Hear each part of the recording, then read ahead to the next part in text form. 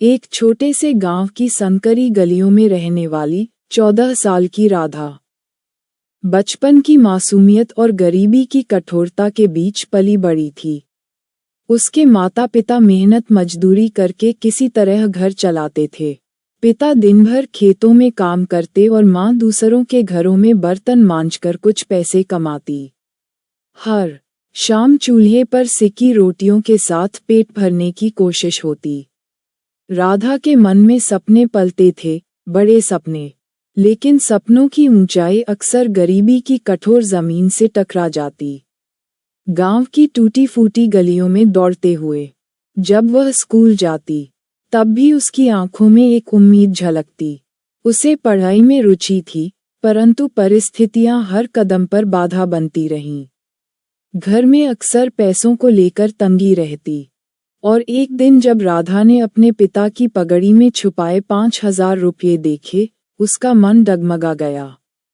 ये पैसे उसके पिता ने कड़ी मेहनत से बचाए थे, शायद बहन की शादी के लिए या किसी अचानक आने वाली विपत्ति के लिए। लेकिन राधा की आंखों में एक अलग ही सपना था।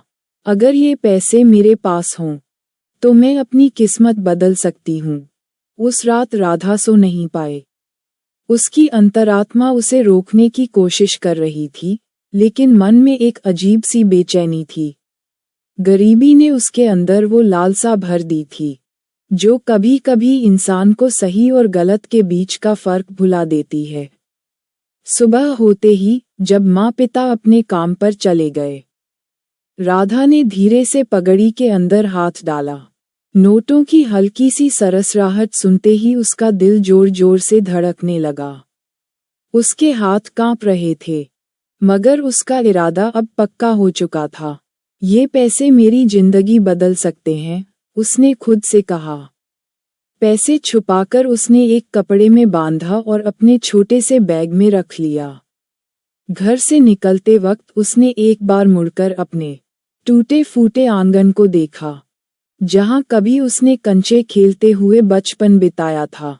उसकी आंखें भर आईं, मगर उसने अपने आंसू पोंछ लिए। मुझे पीछे मुड़कर नहीं देखना, उसने खुद को समझाया। वह जानती थी कि इस कदम का अंजाम क्या हो सकता है, मगर उसकी उम्मीदों ने डर को पीछे छोड़ दिया। गांव की पगडंडियों को पार करते हुए वह बस स्टॉप की ओर बढ़ गई। सामने से एक पुरानी, धूल भरी बस आई। राधा ने बिना किसी को बताए उस बस में चढ़ गई, जैसे अपनी पुरानी जिंदगी को हमेशा के लिए छोड़ रही हो।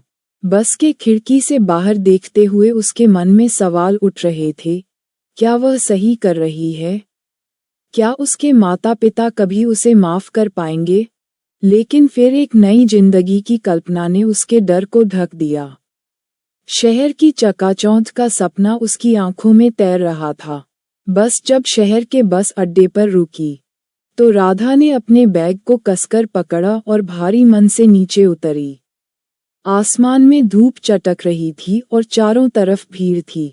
शहर की चहल पहल उसके लिए बिल्कुल नई थी। कहीं गाड़ियों की आवाजें थीं, तो कहीं सड़क किनारे ठेले पर लगी दुकानों से आवाजें आ रही थीं। राधा ने गांव की शांति के विपरीत इस हलचल भरे माहौल को देखा। उसके पास सिर्फ 5,000 रुपये थे और एक अनिश्चित भविष्य। पहला सवाल जो उसके मन में उठा वो था, रहूंगी कहाँ? वह बस अड्डे के पास ही एक कोने में बैठ गई, जहां कुछ मजदूर भी सुस्ताते दिखे।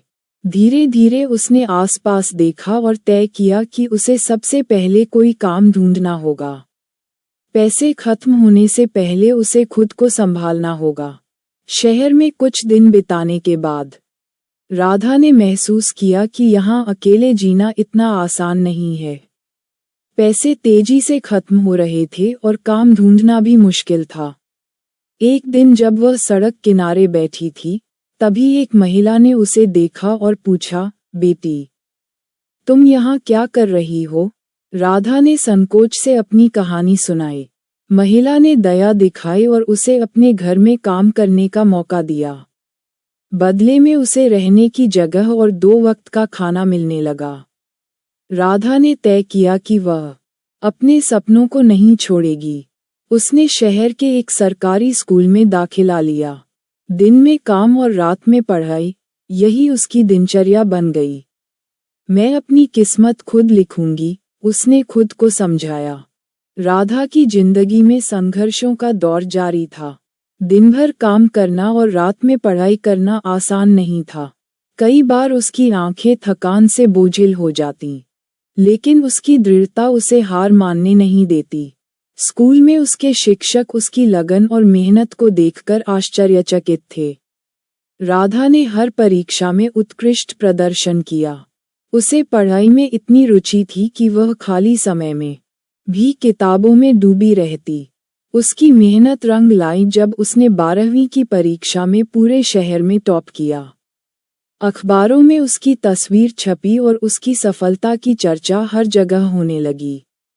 शहर के लोग उसकी कहानी को प्रेरणा की तरह देखने लगे। राधा की आंखों में अब एक नया सपना पल रहा था, सिविल सेवा में जाने का सपना। राधा ने कॉलेज में दाखिला लिया और पढ़ाई में जुट गई। किताबों के बीच उसका ज्यादा समय बीतने लगा। उसकी आंखों में एक ही सपना था, एक दिन सिविल सेवा परीक्षा में सफल होकर डीएम बनना। उसने सिविल सेवा परीक्षा की तैयारी के लिए हर संभव साधन अपनाए। सरकारी लाइब्रेरी में बैठकर घंटों किताबें पढ़ना, ऑनलाइन लेक्चर देखना और पुराने प्रश्न पत्र हल करना उसकी दिनचर्या बन गई। राधा ने खुद को सख्त अनुशासन में बांध लिया। हर दिन का शेड्यूल तय था, सुबह 5 बजे उठना, योग और एक्सरसाइज करना। फिर 7 बजे से 12 बजे तक पढ़ाई। दोपहर में लंच के बाद थोड़ी देर आराम, फिर शाम तक लगातार पढ़ाई। रात में खुद का मूल्यांकन करने के लिए मॉक टेस्ट देना उसका नियम था। उसकी मेहनत रंग लाई जब उसने यूपीएससी के प्रारंभिक और मुख्य परीक्षा में सफलता प्राप्त की। इंटरव्यू में भी उसने आत्मविश्वास और विनम्रता के साथ सवालों के जवाब दिए। आखिरकार जब रिजल्ट आया तो राधा का नाम टॉप 10 में था। वह अब एक सिविल सेवा अधिकारी बनने जा रही थी, अपने सपनों को साकार करते हुए। डीएम बनने के बाद राधा की पहली पोस्टिंग उसके ही गृह जिले में हुई। यह वही गांव था जहां से उसने अपनी यात्रा शुरू की थी। 10 साल बाद जब वह सरकारी गाड़ी में बैठकर गांव की गलियों से गुजरी, तो उसकी आंखों में बीते दिनों की छवियां तैरने लगीं। वही टूटी फूटी गलियां, वही मिट्टी की सोंधी खुशबू और वही लोग जिनके बीच उसने अपने बचपन के दिन बिताए थे। गांव वालों को जब पता चला कि उनकी राधा अब जिले की डीएम बन गई है, तो उन्हें यकीन नहीं हुआ। जिन लोगों ने कभी उसे ताने मारे थे, आज वे उसकी सफलता की कहानियां दूसरों को सुनाने लगे। मगर राधा के मन में सिर्फ एक ही सवाल था, क्या मेरे माता पिता ने मुझे माफ किया होगा? वह सीधे अपने घर पहुंची। घर अब भी वही था, दीवारों पर मिट्टी पुती हुई और खपरेल की छत से पानी टपकने के निशान। दरवाजे पर उसकी माँ खड़ी थी, बालों में सफेदी और चेहरे पर झुर्रियां आ चुकी थीं। पिता कमजोर हो गए थे, मगर आंखों में वही अपनापन झलक रहा था। जैसे ही राधा ने माँ पिता के पैर छुए, उनकी आंखों से आंसू बह निकले। हमने कभी उम्मीद नहीं छोड़ी, पिता ने रुंधे गले से कहा। माँ ने उसे सीने से लगा लिया, जैसे वो खोई हुई बेटी को फिर से पा रही हूँ। राधा की आंखों में भी आंसू थे, मगर अब वो आंसू पछतावे के नहीं, संतोष के थे। गांव वालों ने मिलकर उसके स्वागत में एक छोटा सा समारोह रखा।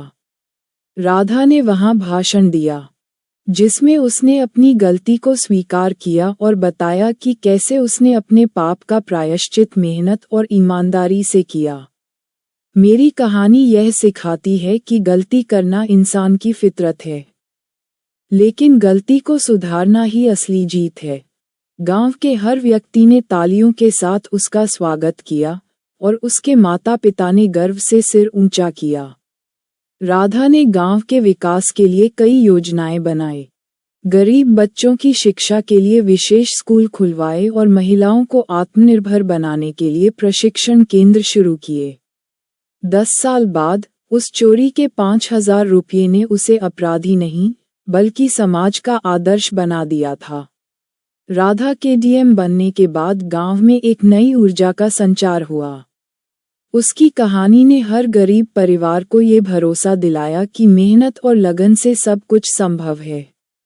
लेकिन राधा जानती थी कि केवल प्रेरणा देना ही काफी नहीं है। जमीनी स्तर पर बदलाव लाना होगा। उसने गांव की समस्याओं को करीब से समझने का निर्णय लिया। वह रोज सुबह सादे कपड़ों में गांव के कोनों में जाती, लोगों की बातें सुनती और उनकी तकलीफों को महसूस करती। खेतों में काम करने वाली महिलाओं, स्कूल न जाने वाले बच्चों और रोजगार के लिए तरसते युवाओं की आवाजें अब उसकी प्राथमिकता बन चुकी थीं। राधा ने सबसे पहले गांव में शिक्षा पर ध्यान दिया। एक पुराने जर्जर भवन को सरकारी सहायता से मरम्मत कराकर एक आधुनिक स्कूल में बदला गया। गांव के हर बच्चे को स्कूल भेजने के लिए जागरूकता अभियान चलाया गया। साथ ही जिन परिवारों की आर्थिक स्थिति ठीक नहीं थी, उनके बच्चों के लिए मुफ्त शिक्षा की व्यवस्था की गई। महिलाओं की स्थिति सुधारने के लिए राधा ने महिला सशक्तिकरण केंद्र की स्थापना की। वहां सिलाई, कढ़ाई और हस्तकला का प्रशिक्षण दिया जाने लगा, जिससे महिलाएं आत्मनिर्भर बन सकें। स्वयं सहायता समूहों को आर्थिक सहायता दी गई और उनके बनाए उत्पादों को शहर तक पहुंचाने की योजना बनाई गई।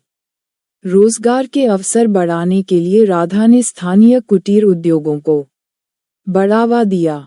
बुनकरों और कारीगरों को प्रशिक्षण देकर उनके उत्पादों को ऑनलाइन प्लेटफॉर्म पर बेचने की सुविधा उपलब्ध कराई गई। इससे गांव की अर्थव्यवस्था में भी सुधार हुआ। साफ सफाई और स्वास्थ्य सेवाओं पर भी विशेष ध्यान दिया गया। एक प्राथमिक स्वास्थ्य केंद्र का निर्माण हुआ, जहां डॉक्टर और नर्स नियमित रूप से उपलब्ध रहते। हर महीने स्वास्थ्य शिविर लगाए गए, जिनमें मुफ्त जांच और दवाइयां दी जाती थीं। धीरे धीरे राधा के प्रयासों का असर दिखने लगा। गांव की महिलाएं आत्मनिर्भर बनने लगीं। बच्चे स्कूल जाने लगे और गांव की गलियों में खुशहाली लौट आई। लेकिन राधा का सफर यहीं खत्म नहीं हुआ। वह जानती थी कि विकास एक सतत प्रक्रिया है और उसे हर पल सतर्क रहना होगा। सफलता सिर्फ मंजिल नहीं, ये तो एक यात्रा है, राधा ने खुद से कहा। उसकी कहानी ने ये साबित कर दिया कि एक गलती को सुधारकर भी इंसान समाज का आदर्श बन सकता है। वह अब सिर्फ डीएम नहीं थी, बल्कि एक प्रेरणा बन चुकी थी। राधा की योजनाएं रंग लाने लगी थीं। गांव की महिलाएं आत्मनिर्भर बन गईं, बच्चे नियमित रूप से स्कूल जाने लगे और बेरोजगार युवा नए व्यवसायों की ओर बढ़े। सरकारी सहायता के साथ साथ राधा ने स्थानीय उद्योगों को भी सहयोग देने के लिए निजी कंपनियों को आमंत्रित किया।